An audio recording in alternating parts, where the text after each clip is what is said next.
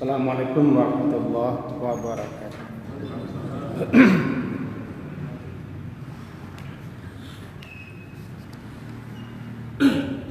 Bismillahirrahmanirrahim. Alhamdulillahirabbil alamin. Alladzi ahyana ba'da ma amatana wa ilaihin nusyur. Asyhadu an la ilaha illallah wa asyhadu anna Muhammadan abduhu wa rasuluh. Allahumma salli ala Muhammad wa ala ali Muhammad. A'udzu billahi minasy syaithanir rajim. Bismillahirrahmanirrahim. Walladzi akhrajal ladzina kafaru min ahlil kitabi min diyarihim li awwalil hashr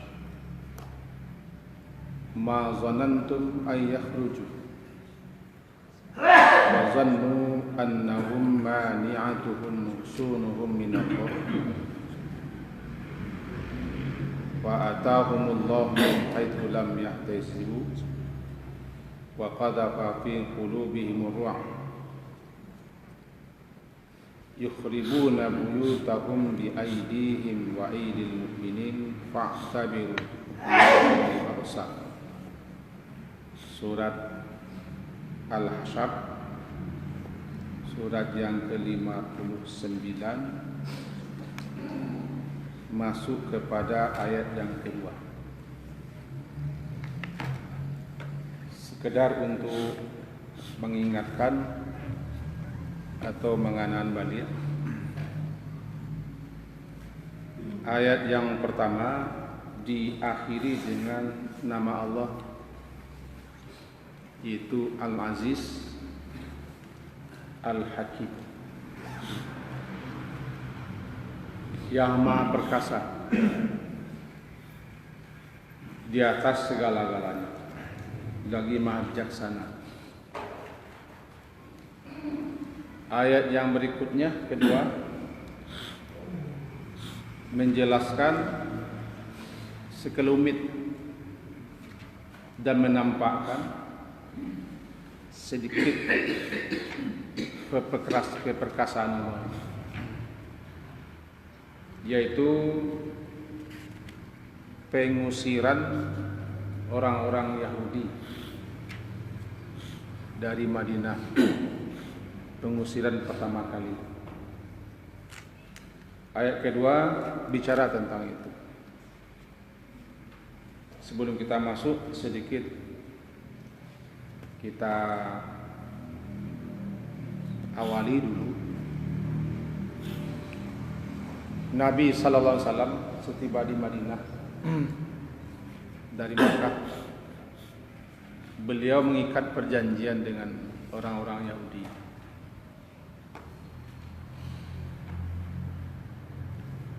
Kemudian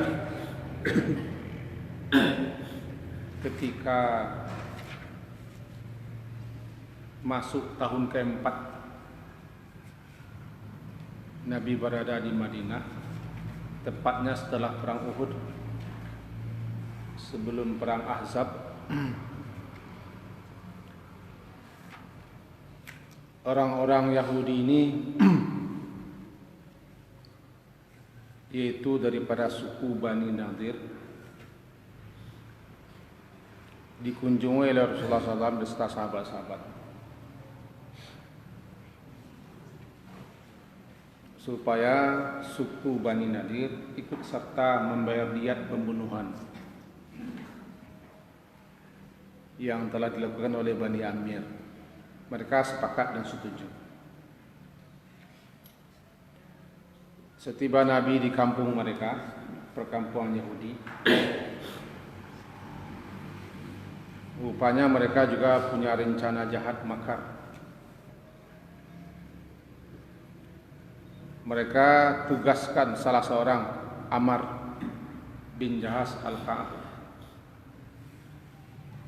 untuk menimpakan batu besar pas di tempat duduk Nabi dari arah atas. Jadi mereka merencanakan pembunuhan terhadap Nabi. Jadi diam-diam mereka punya niat busuk, niat keji. Tetapi sebelum batu itu jatuh, pas ditimpakan, dalam sejarah beliau disebutkan beliau duduk di dinding bersandar, batu ditimpakan dari atas. Maka beliau diperintahkan oleh Allah, tentu saja melalui Jibril, untuk bergeser. Diam-diam beliau bergeser. Maka luputlah beliau daripada pembunuhan. Berarti mereka punya rencana jahat dan rencana busuk. Sebenarnya itu bukan sekali itu saja. Yang namanya Yahudi tetap memiliki rasa sakit hati, benci, dendam, hasadan min 'indi anfusihim, kedengkian mereka kepada kaum muslimin, lebih-lebih kepada Nabi SAW, itu luar biasa.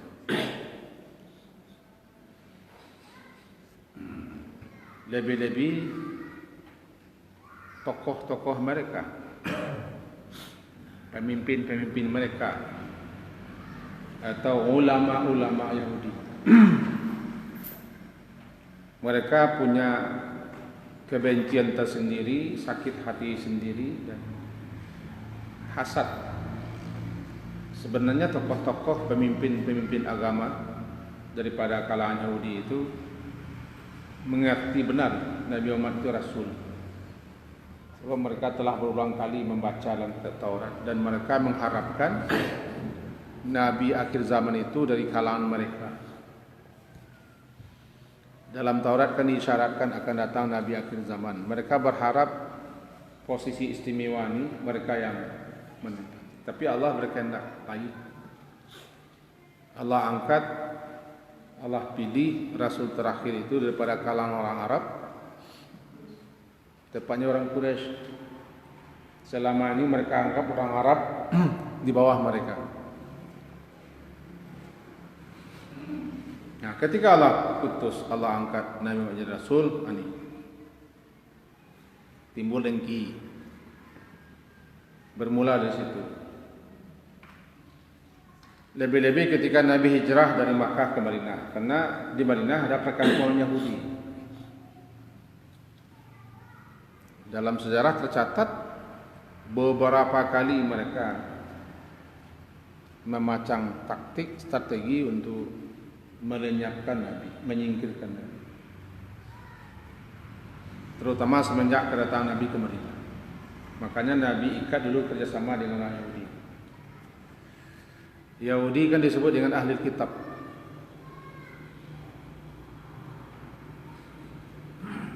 Nah, ketika Nabi SAW luput daripada pembunuhan itu, kemudian Nabi menghimpun kekuatan. Orang-orang Yahudi ini tidak bisa dibiarkan begitu, khusus untuk mengepung Bani Nadir. Suku Yahudi namanya Bani Nadir. Dikepung oleh Nabi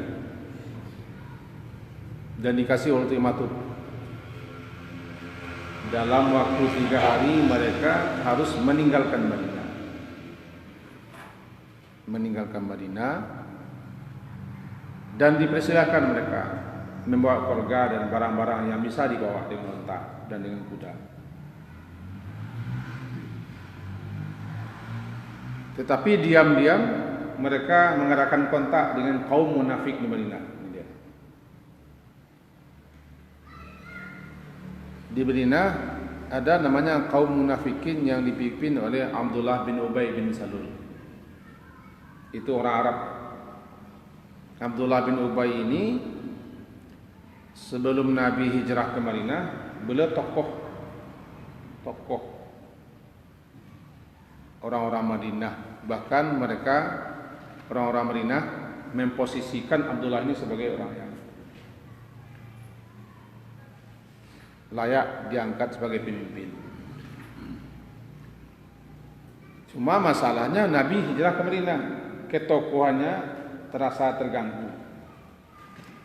timbul benci, timbul sakit hati, lahir dendam. Nah, kemudian muncullah dengki dan sikap munafik itu. Abdullah bin Ubay dengan konco-konconya, dengan pendukung setianya tentu tidak mungkin menampakkan sakit hati kebencian karena mereka sedikit.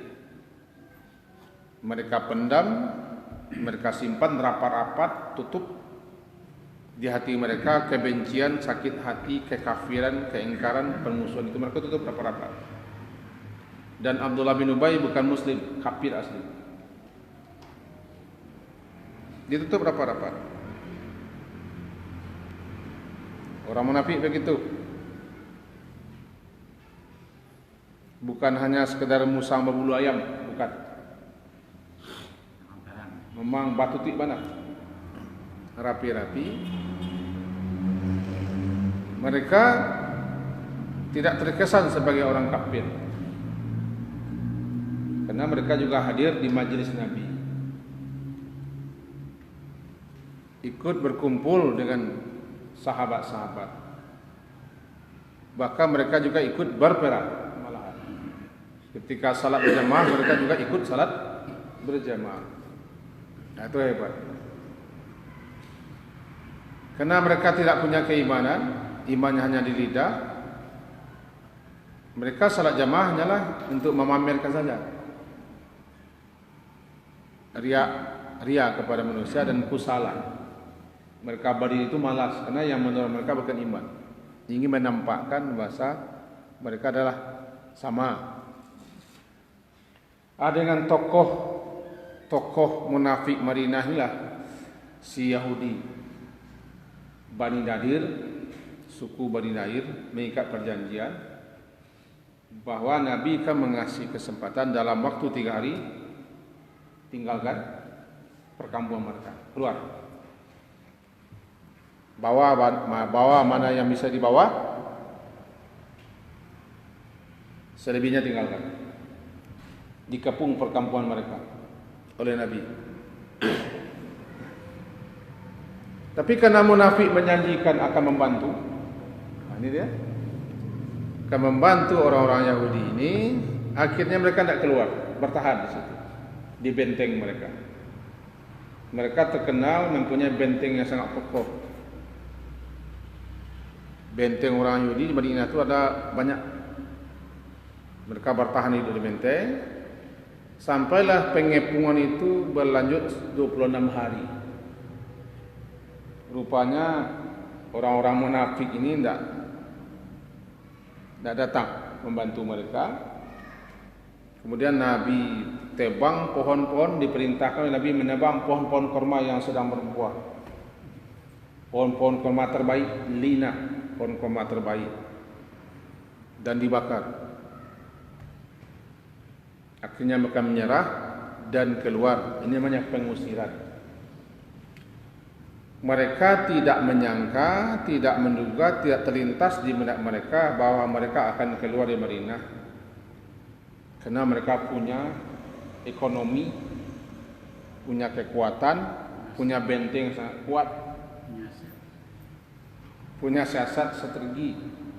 Dan kaum muslimin pun tidak menyangka bisa mengusir orang Yahudi. Tapi atas kemaha perkasaan Allah, ini makanya ayat terakhir, ayat satunya berbunyikan aziz. Wahwal azizul hakim. Allah itu maha perkasa, dinampakkannya kemaha perkasaannya sedikit. Itu terusir dan keluarnya kelompok Yahudi pertama kali di awalil harj, pertama kali dari Madinah. Kita ke belakang sedikit sebelum masuk ke ayat 2 ini. Yahudi itu, mereka itu kan bahagian daripada Bani Israel. Kita ingatkan sebentar. Bani Israel adalah anak cucu keturunan Nabi Yakub. Nabi Yakub keturunan Nabi Ibrahim. gitu kan? Yakub itu gelarnya Israel. Israel. Anak cucunya ke bawah bernama Bani Israel. Nabi Yakub mempunyai anak 12 orang. 12. Itu makanya suku Bani Israel asal mulanya 12 suku. Kalau di Minang asal suku Empek, Budi, Ceniago, Koto, Piliang. Lalu Budi gabung dengan Ceniago, Budi Ceniago. Koto gabung dengan Piliang, Koto Piliang. Nah, itu pecah.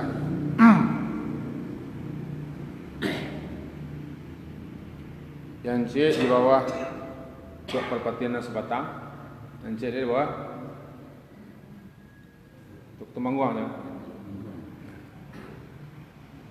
Nah, di Bani Israel 12. Karena anak Nabi Yakub 12, maka melahirkan anak-anak ke bawah, terbentuk suku 12.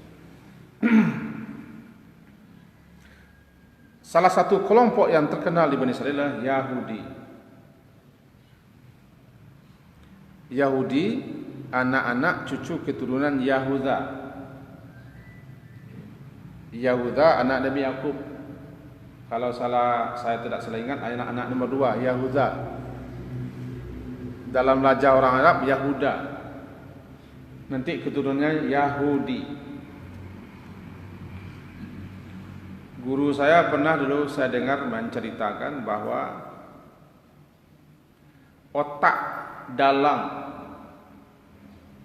untuk melenyapkan Nabi Yusuf kecil-kecil adalah si Yahuda ini atau si Yahuda ini. Dia yang punya apa? Punya rencana makar. Wallahu alam. Ini saya juga tidak dapat sejarahnya, cuma saya dengar begitu.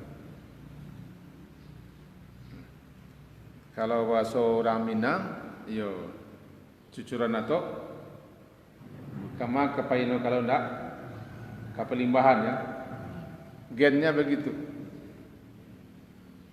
Jadi kalau kita benarlah sejarah itu, ya wajar saja. Anak-anak cucu keturunan Yahuda ini otak licik-licik. Yahudi. Tidak semua Bani Israel itu Yahudi. Tidak. Sukunya 12. Yang Yahudi hanya 1. Yahudi bahagian daripada Bani Israel. Tidak semua Bani Israel Yahudi. Nabi Yusuf juga Bani Israel. Anak cucu Nabi Yusuf juga Bani Israel. Nabi Isa juga Bani Israel. Nabi Zakaria juga, Nabi Yahya juga. Banyak nabi-nabi Bani Israel. Tidak semuanya Yahudi. Nah, kemudian ketika di zaman Fir'aun, ujung-ujungnya Bani Israel ini kan keluar dari Mesir, dibawa oleh Nabi Musa.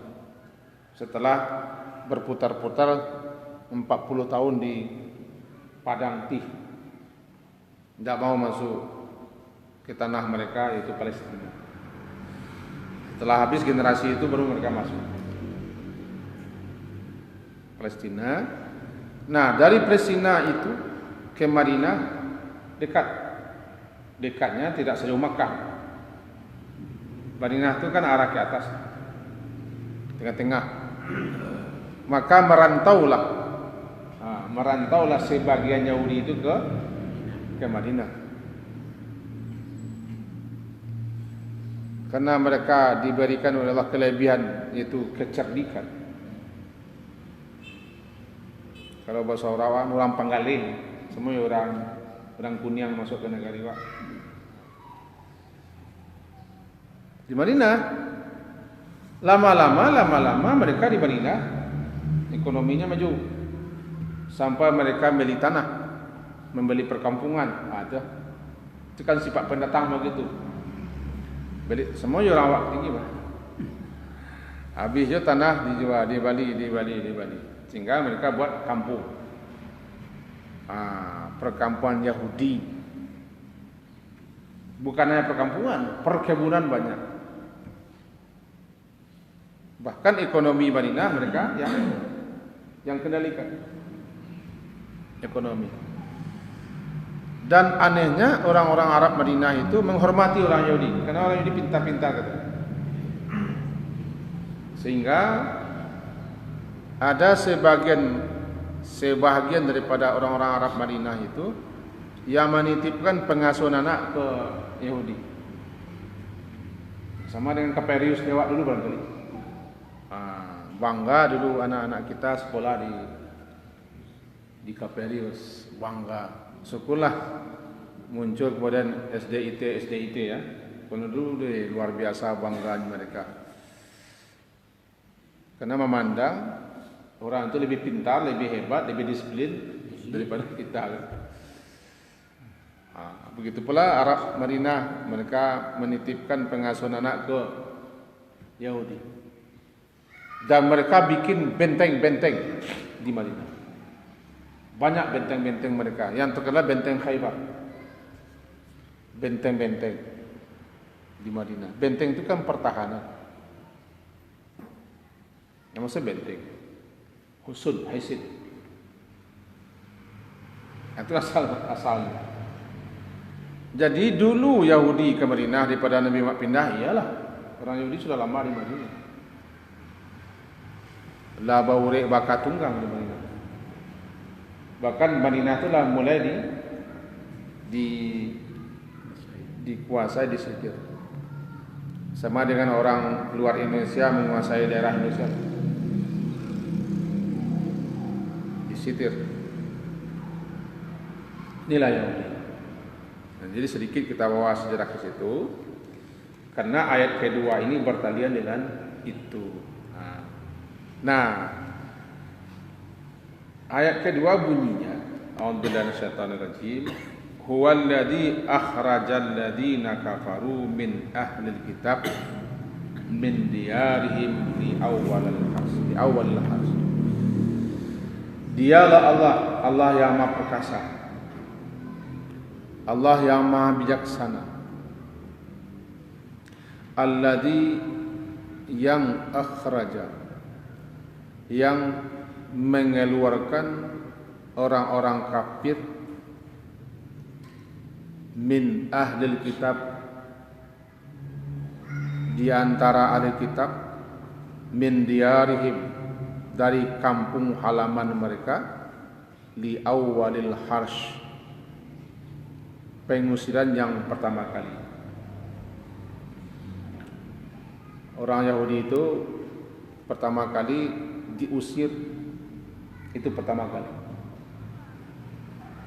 Kali kedua di zaman Umar bin Khattab, mereka diusir habis-habisan dari daerah Arab. Nah, itu kali kedua.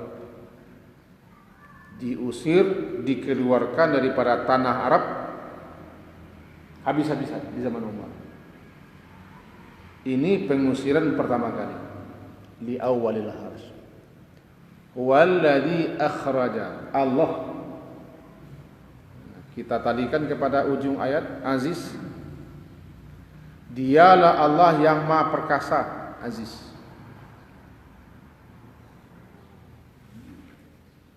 Dan dia menampakkan sedikit kemaha perkasaannya itu. Tetapi di samping dia Maha Perkasa, dia juga Maha Bijaksana, Hakim. Segala tindakannya, segala ketetapannya, segala keputusannya pasti bijaksana. Jangan lupa Aziz digandeng dengan Hakim. Jadi apapun ketetapan Allah, keputusan Allah, ketetapan Allah di alam jagat rayanya, itu lahir daripada kebijaksanaannya. Allah yang Maha Perkasa, Aziz, Dia yang Maha Bijaksana. Dialah yang mengeluarkan akhrajal ladina kafar, mengeluarkan orang-orang kafir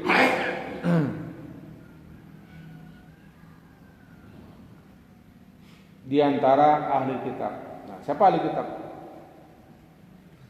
Ahli kitab ini panggilan khusus kepada dua golongan.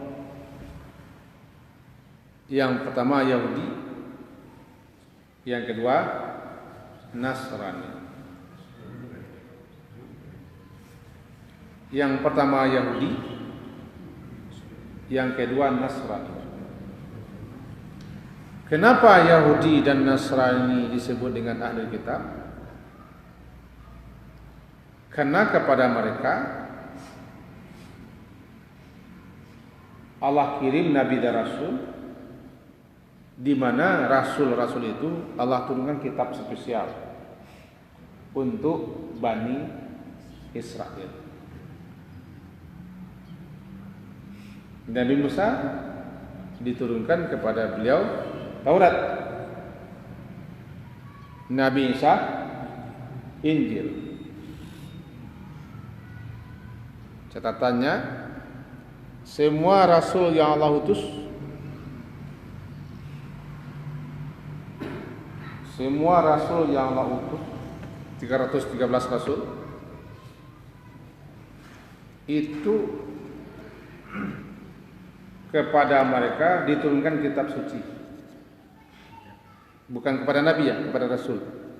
Wa anzala ma'ahumul kitab. Allah turunkan kepada mereka kitab-kitab. Kepada Bani Israel juga. Yang paling terkenalnya Taurat dan Injil. Maka disebutlah Yahudi dan Nasrani ahli kitab sebagai panggilan istimewa, agar mereka sadar, agar mengerti dan paham. Bagi mereka ada kitab yang telah turunkan. Seharusnya itu yang mereka pegang, mereka jadikan pedoman dan tuntunan, agar mereka kembali ke sana. Dipanggillah mereka dengan ahlul kitab, bukan langsung dipanggil kafir. Bukan. Orang kafir itu sebagaimana dalam surat Al-Bayyinah 2. Kafirnya orang musyrikin Makkah, asli kafir karena memang mereka tidak Islam. Musyrikin Makkah karena mereka menyembah berhala-berhala watani. Yang kedua kafirnya ahlul kitab. Innal ladzina kafaru min ahlil kitabi wal musyrikin. Kafir orang Yahudi, ya. Kafir Bani Israel, ya. Lalu kenapa mereka dipanggil dengan ahlul kitab? Ini dia. Karena kepada Nabi Rasul mereka diturunkan kitab sebagai untuk petunjuk, sebagai pedoman hidup, tuntunan dan pegangan mereka. Cuma mereka menukar, membuang, mengadu-adu, mengacak-acak, mengobok-obok kitab mereka. Jangankan Al-Quran ini yang mereka anggap itu bukan kitab mereka, itu kitab Muhammad segala macam, kitab mereka sendiri mereka obok-obok, mereka acak-acak sekehendak perut dan hati mereka. Kedua-dua golongan ini sama, Yahudi dan Nasrani ini sama. Di zaman Nabi Musa hidup sendiri pun mereka sudah melakukan. Apalagi Al-Quran. Nah, Allah yang Maha Perkasa mengeluarkan mereka, orang-orang kafir ini daripada ahli kitab. Itu tepatnya Bani Nadir tadi. Bani Nadir salah satu suku Yahudi yang ada di Madinah. Mereka lah yang berniat melakukan perencanaan pembunuhan kepada Nabi. Ingat, Yahudi itu beberapa kali merencanakan pembunuhan. Pernah pula diracun, perempuan meracun, disihir, sehingga turunlah surat Qul a'udzu birabbil falaq dan Qul a'udzu birabbin nas. Banyak sekali makar-makar yang mereka lancar kepada Nabi. Itu Yahudi. Jadi jangan percaya kepada Yahudi. Dan jangan bikin perjanjian dengan Yahudi. Kullama ahadu, setiap kali berjanji mereka lempar janji itu. Niat. Nah, di sini kita tidak akan menjelaskan ayat ini sampai akhir, sampai sedikit saja. Walladzi Allah lah yang mengeluarkan orang-orang kafir daripada kitab ini dari kampung mereka di Madinah. Kampung mereka itu tanah yang mereka beli. Mereka bikin perkampungan, mereka bikin benteng, mereka bikin perkebunan, dan di situ mereka berkelompok li awwalil harsh, pertama kali. Apa tuh harsh? Harsh adalah mengumpulkan, kemudian mengarahkan ke suatu tempat dengan paksa. Dikumpul, lalu diarahkan ke suatu tempat yang dipaksa ke situ. Namanya pengusiran. Jadi mengeluarkan di sini maksudnya diusir.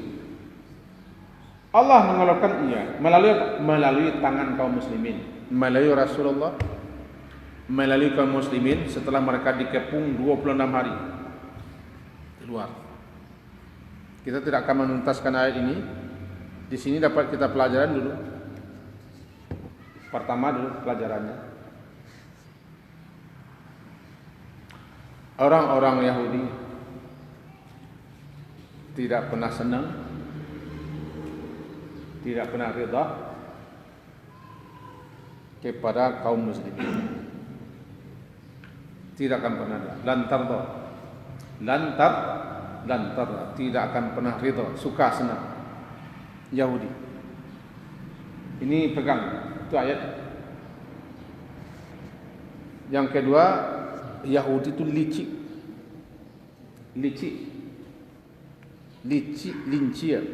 linciannya coba lui.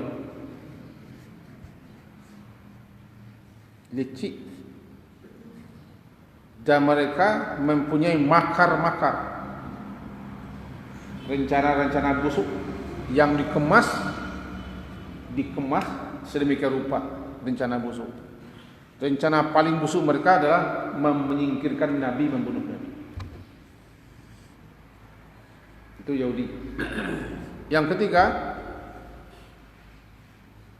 sekarang Yahudi itu kan negaranya di Israel, tapi Yahudi banyak di luar Israel. Di Amerika banyak Yahudi.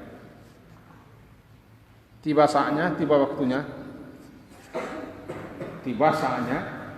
pula waktunya Allah yang Maha Perkasa nanti.